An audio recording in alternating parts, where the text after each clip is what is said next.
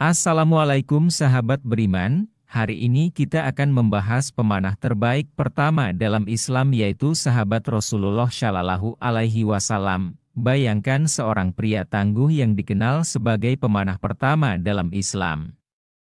Sa'id bin Abi Waqqas, sahabat Rasulullah Shallallahu Alaihi Wasallam, adalah sosok yang namanya tercatat dengan tinta emas dalam sejarah Islam.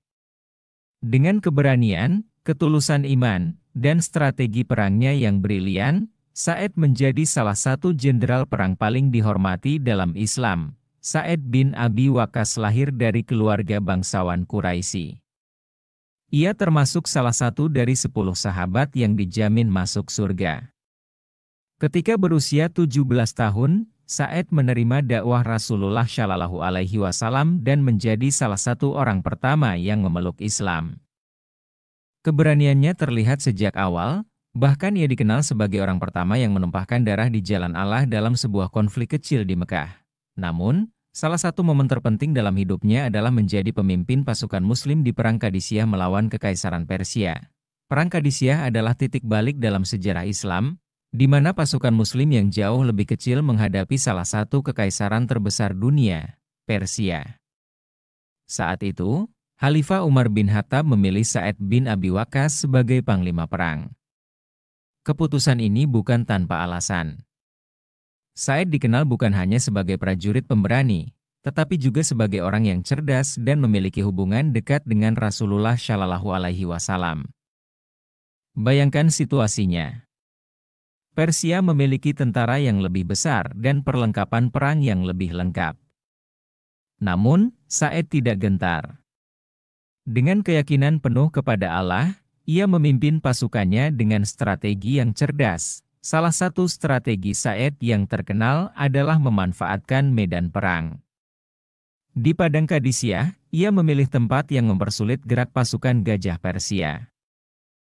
Selain itu, ia memotivasi pasukannya dengan kalimat yang terus dikenang, "Berjuanglah dengan nama Allah, dan yakinlah bahwa kemenangan adalah milik orang-orang yang beriman." Di tengah pertempuran yang sengit, Sa'id memimpin pasukannya dari tenda, karena saat itu ia sedang menderita sakit parah.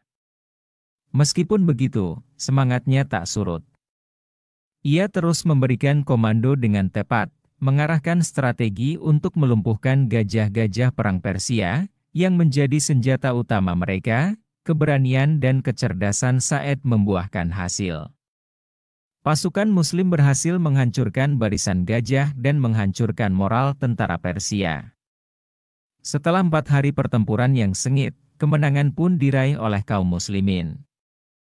Perang Qadisiyah menjadi titik awal runtuhnya Kekaisaran Persia dan penyebaran Islam ke wilayah timur. Namun, Sa'id bin Abi Waqqas bukan hanya seorang jenderal perang. Ia juga seorang sahabat yang rendah hati, bijaksana, dan sangat taat beribadah.